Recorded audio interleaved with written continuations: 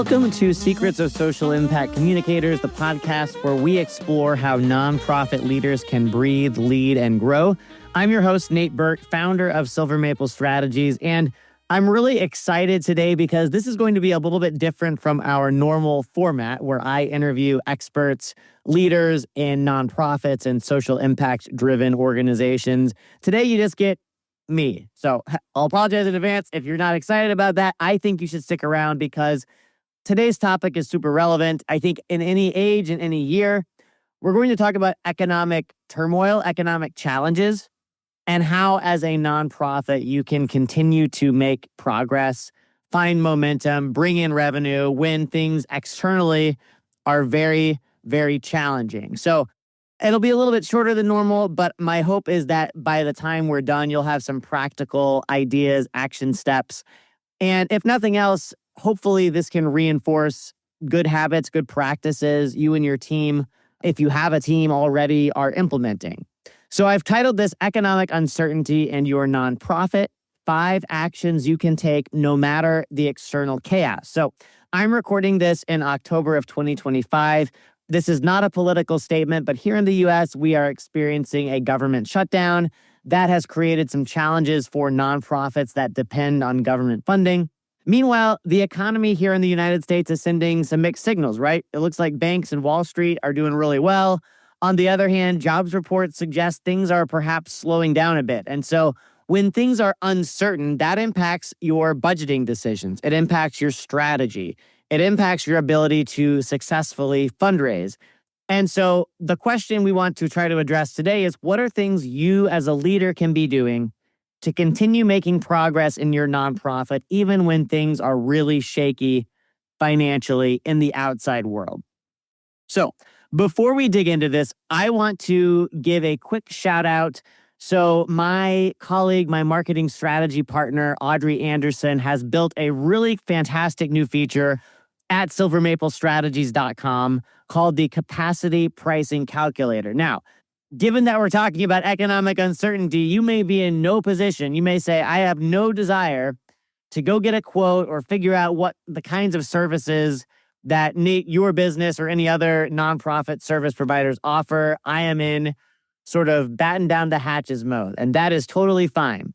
Let me just give you a reason why I think this is worth at least taking a look at, if not for now, then for future reference. What we see in the marketplace, again, this is outside research, not ours, but a good 60, 70 or more % of business-to-business buyers, and again, nonprofits are a bit of a different animal, but just think about, doing business, operating an organization in general. The vast majority of people don't want to talk to a salesperson. They want to have a sales-free buying experience, but they would love to get some clarity around, okay, if there are specific services or support my nonprofit needs, what is it going to take? And so the pricing calculator, which you can find by going to silvermaplestrategies.com, hover your mouse over the services button at the top of the page, and then click the pricing calculator option. It'll walk you through a handful of questions. You'll finish it in under about 3 minutes, and then you'll get a custom quote and an explanation of what that service package would look like. Again, this is not a sales pitch. I'm not asking you to do work with us at all. I'm simply telling you, if you've ever been curious about what kinds of services would we benefit from, it's really a guided questionnaire to help you think about what kind of support do we need, right? Whether that's fundraising support, whether it is communications and marketing, whether it's administration, operations, AI literacy, artificial intelligence, tool building, anything like that. So again, no pressure, but if that pricing calculator can help you, I would actually love your feedback on what the experience was like, maybe what's missing that we could add, etc. And at the end of the day, you'll have something you can take away so that if you ever get to the point where you are looking for help, you'll know about a ballpark of what to expect if you go seeking support from a vendor. Okay, enough about that. Let's dive into today's topic. So let me begin by saying economic uncertainty is not new, right? As long as humans have been around and had money, currency, have bought and sold, bartered, whatever, economic uncertainty is a perpetual thing, right? I would love to envision a world where no one has to worry about where that next paycheck is coming from. They're able to put food on the table. They're able to live a life of fulfillment and purpose and meaning. The reality is that oftentimes, even in our nonprofits, that can be a struggle. And so the question I'm asking today is, how as a nonprofit leader can you continue operating when so much feels hard or uncertain externally? So let me walk you through these 5 actions. And again, this is not rocket science, so nothing I share today is probably going to shock you. You're welcome to sit down for this if you want, if you're feeling a little shaky on this topic. But more than anything, I just want you to think about, okay, of the things Nate is sharing, what is the one area where I feel like even though things are hard or uncertain right now, we could focus and make a lot of progress. I can envision ourselves being in a better place, and I can see how that could have positive repercussions for everything we do.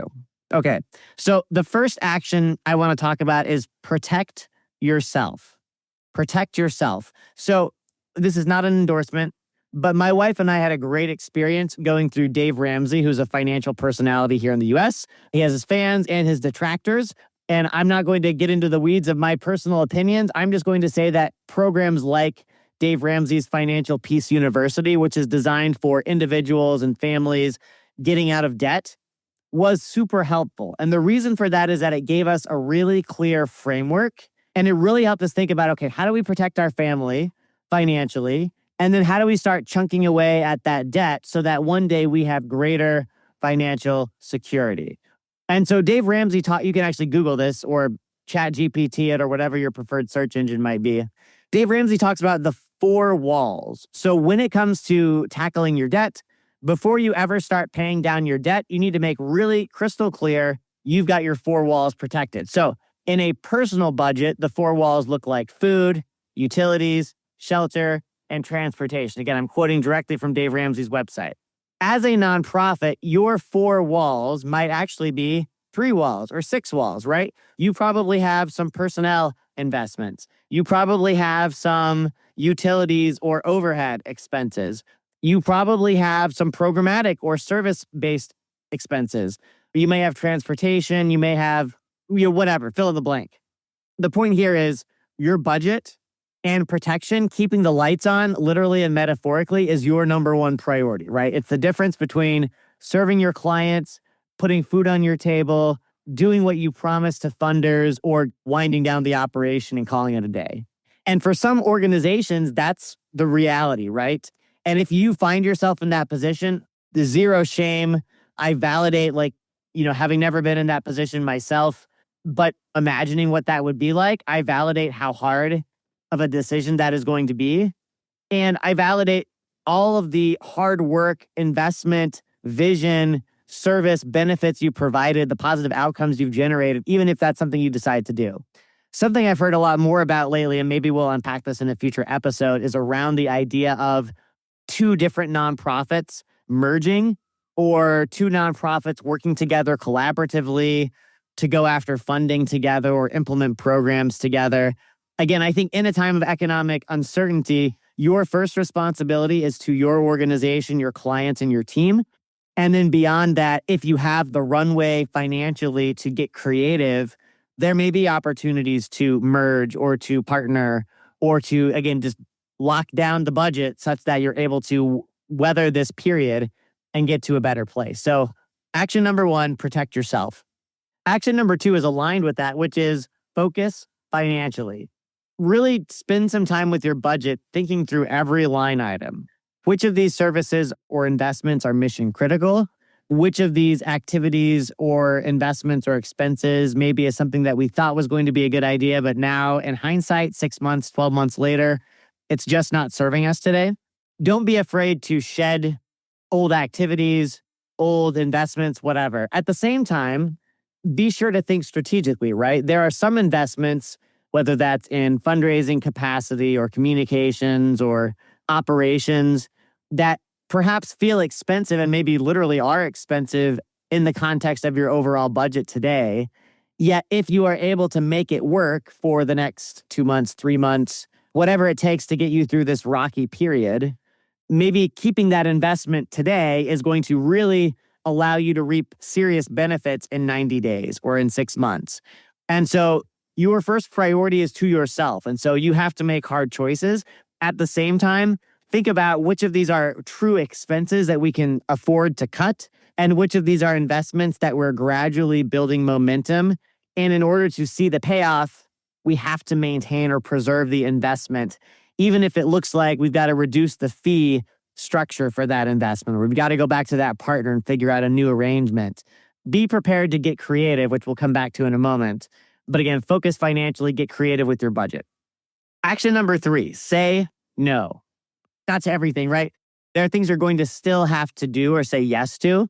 But the principle here is when times of challenge or at worst crisis emerge, it is mission critical to be focused on as few high leverage activities as possible to help you weather the storm and get you into a better place. And so I work with a lot of nonprofits and talk with a lot of others just every week. And one of the biggest challenges I see is clarity, right? It's figuring out, okay, of all of the things, the universe of possibilities, what are the 3 activities we should really be focused on to get us in a better place, right? If you're in a struggle from a revenue standpoint, then fundraising and prospecting and partnership development, that is your number 1 priority. If your issue is instead struggling with lots of administrative tasks that are sucking up the bandwidth of you and your team, if you have a team, then maybe getting back that capacity, getting back that time, whether it's with AI or with more creative systems or saying no to some of the activities you're currently doing that don't serve you anymore.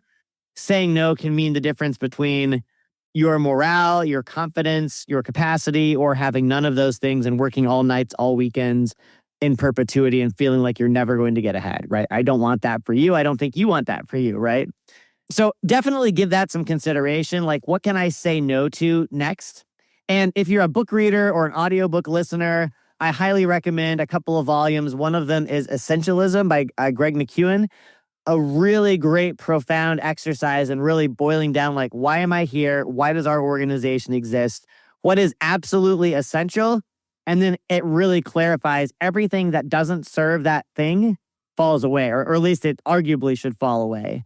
And then Deep Work by Cal Newport is a really great evidence-based book that talks about how do I limit distractions and really get blocks of time, 2 hours at a time, et cetera. Again, that can seem overwhelmingly complex. How would I possibly find 2 hours to focus on one thing? But I can assure you, the more you implement this practice of deep work, saying no and only addressing those most critical functions, it is going to blow you away how much you're able to get done, how much smarter your work will get, how much better you will feel in your heart and in your mind. And other people will notice that, right? Your funders, your clients, your team. So action 3, say no.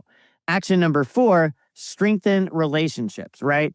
It is very easy in a moment of economic challenge when you see things seeming shaky on the horizon to say, well, not only do we need revenue from new sources, right? If the sources we currently have aren't working, or maybe this is a story you're telling yourself, if it's not working this way, we need to just reinvent everything, upset the apple cart, start from scratch. I'm going to mix all my metaphors today. But the reality is that it is far easier to preserve and maintain and grow an existing relationship with a funder, with donors, past and current partners, than it is to go and build new ones, right? Because the reality is, if you're starting over, you're building trust from scratch. You're having to give them the backstory from scratch. You're having to give them time to process what you're sharing with them. You have to give them space to spend time with their board of directors or whatever entities or decision makers have to say yes to investing and funding the work that you do. And so use this time of uncertainty in the markets or in the economy to cultivate stronger relationships with active donors and funders, past donors and funders who may still be ideally are still your, rabid champions. And that network, not just funders, but also partners, individuals who believe in your mission and talk about you to anyone who will listen, that network is far more resourceful and caring and wants to be helpful to you than you probably even realize. And so keep them informed about how things are going. Invest time in outreach. It could be a text message, it could be a Facebook DM, it could be something on LinkedIn, it could be a quick phone call, it could be an email, it could be any number of things. But keep those touch points active and help them learn, right? Be clear, like, hey, we've had some really great wins this year in terms of impact, in terms of the clients we've helped. It's been hard financially, right? This is no surprise to anyone, whether you're a for-profit business, an individual, or retired. I believe there is widespread understanding that the economy is weird, right? That's not a political statement. That's just an observation on whether you're looking at any facet, any industry. Things are choppy. And so people will be empathetic to that. If you can help them learn and show data points or stories of impact or share your goals, like here's where we set out to be. And the reality is we're at 25% of our goal or 50%. We're trying to figure out, I would love to pick your brain or maybe just any ideas or people in your network who could help us really think this through. I think that the premise here is to ask without expectation, but make it clear you're looking for connections who might be a great fit for funding or investing in your work, or simply people who care about these same issues who might be able to be thought partners to you and help you think this through. And then be delighted and surprised when those connections that you've cultivated strategically over the long term, not expecting anything in return, yields positive results. It is amazing to me the stories that I hear from nonprofit leaders. I had one this past week. They said, hey, this is someone we've worked with, an individual donor. We connected with them and they made us a $25,000 commitment by year end. And these are people who've given very generously, charitably for many years. And this is an organization that really could benefit from that, especially in this time of economic uncertainty. So again, cultivate those relationships, expect nothing in return, but be sure, be delighted, be grateful, and keep your mind open to the possibilities because you might be surprised who steps up to help. The last action, but certainly not the least, action number 5 is to embrace creativity. Embrace creativity. There's a famous saying I'm sure all of you have heard, necessity is the mother of invention. And when we are standing there with our backs against the wall, with uncertainty looming on the horizon, it can feel overwhelming and scary. And it leads us to really get clarity on if we waved a magic wand, what is the perfect scenario? What is something so outlandish, purely ethical, purely above board, but what are the most outlandish ways we could start to really generate traction, whether that's in our revenue generation, whether it's in our operations, whether it's in our marketing and communications. We need this to work, right? We are willing to do whatever it takes within the boundaries of ethics and morals to do the right thing by our clients. And in order to help our clients, we have to step up and get really creative. So think about, and I think this framework originally came from my business coach, Ed Gandia, and I'm sure there are others. Well, actually, I think maybe Ed shared it with me, but there's a older principle called the Pareto principle, Pareto, Pareto principle. That's like the 80-20 rule, right? So the idea is, what are the 20% of activities or things we could be doing to generate 80% of the results? And so think about really within this idea of creativity, get really clear, like what are a handful of activities that would take a small amount of our time that could have a really enormous impact on our revenue, on our operations, making things easier administratively, on our marketing effectiveness to get more people engaging with our mission, downloading our white papers, joining our webinars, whatever the metric you have in mind might be, whatever that end goal is. And then figure that out as we have a team, visit with them, plan it out, really force rank. What are those activities that could unlock the greatest amount of growth and impact for you? And then do those things. So to recap very briefly, action number 1, protect yourself, right? Make sure your budget is in a place where you can weather the storm. Action number 2, focus financially, right? Think about either investments that you want to preserve, even though it may feel hard, and expenses that are no longer serving you that you need to drop. Action number 3, say no, right? Really get clear on what is your mission critical work right now and let everything else fade away, pause it, communicate that proactively, do whatever it takes to say no. Action number 4, strengthen your relationships, right? Really think about that network of supporters, funders, champions, partners you've built up oftentimes over years and invest in outreach. Again, not suggesting you do this for hours every day. I'm suggesting 5 to 10 minutes a day could really put you further faster than you ever dreamed possible. Be clear in your ask, expect nothing in return, and watch the magic. And then finally, action number 5, embrace creativity with your programming, with your business development strategy, with your marketing. Really understand what's at stake. Be entirely ethical and moral in your actions, in your choices, in your words.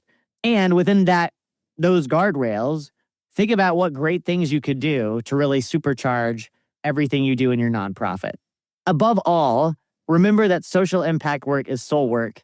Lead like you live. Thank you so much for listening today. I hope this was helpful to you. Reach out to me, rate and review the show. We would be grateful for any 5-star reviews. And if I can ever help you personally, if you'd like to hop on the phone, 0 cost, 0 sales, just to talk about your nonprofit specific situation, I'd love to do that for you. My email is nate@silvermaplestrategies.com. Again, nate@silvermaplestrategies.com. As always, thanks so much to Lee for producing this show and to Audrey for creating our show notes and making sure every episode gets published in a way that is as useful to our audience as possible. Have a great week, everyone. I'll talk to you soon. Bye-bye.